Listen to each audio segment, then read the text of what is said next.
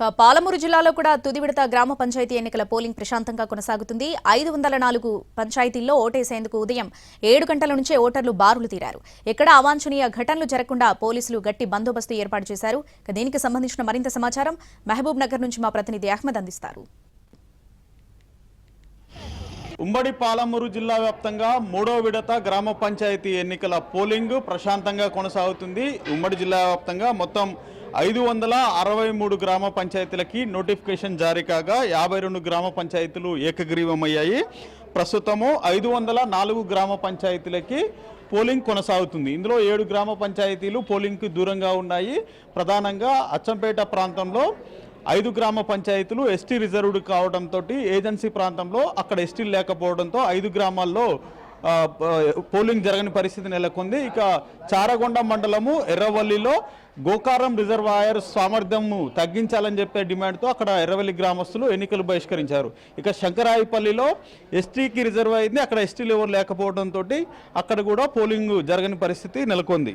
ఇక ఓవరాల్గా జిల్లాల వైడిగా మనం ఒకసారి పరిశీలించినట్లయితే మహబూబ్ నగర్ జిల్లాలో 133 గ్రామ పంచాయతీలకి నోటిఫికేషన్ జారీ కాగా 10 ఏకగ్రీవమయ్యాయి. ప్రస్తుతం 123 గ్రామ పంచాయతీల పోలింగు సజావుగా కొనసాగుతుంది.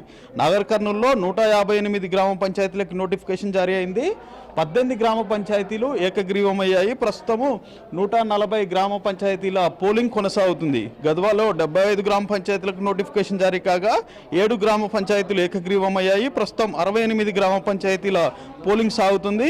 ఇంకా వనపర్తిలో 87 గ్రామ పంచాయతీలకు గాను 7 గ్రామ పంచాయతీలు ఏకగ్రీవం కావడంతో ప్రస్తుతము 80 గ్రామ పంచాయతీలకి పోలింగ్ కొనసాగుతుంది. ఇక నారాయణపేటలో 110 గ్రామ పంచాయతీలకు గాను 10 ఏకగ్రీవమయ్యాయి. 100 గ్రామ పంచాయతీలకు సంబంధించినటువంటి పోలింగ్ ప్రస్తుతం కొనసాగుతుంది.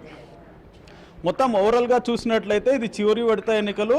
ఎక్కడ కూడా అవాంఛనీయ సంఘటనలు, చెదురుమదురు ఘటనలు కూడా చోటు చేసుకోకుండా జాగ్రత్తలు చేపట్టారు అధికారులు. మరోవైపు అన్ని పోలింగ్ కేంద్రాల వద్ద పటిష్టమైన బందోబస్తు ఏర్పాటు చేసినట్లుగా ఆ జిల్లాల ఎస్పీలు పేర్కొంటున్నారు.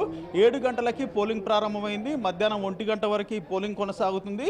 1 గంట తర్వాత 2 గంటల నుంచి మొదటగా వార్డు సభ్యులకు సంబంధించినటువంటి కౌంటింగ్ ప్రాసెస్, 4 గంటల నుంచి సర్పంచ్కి సంబంధించినటువంటి కౌంటింగ్ ప్రాసెస్ పూర్తి చేసి ఉప ఎన్నికను కూడా పూర్తి చేస్తామని చెప్పేసి అధికారులు చెప్తున్నారు.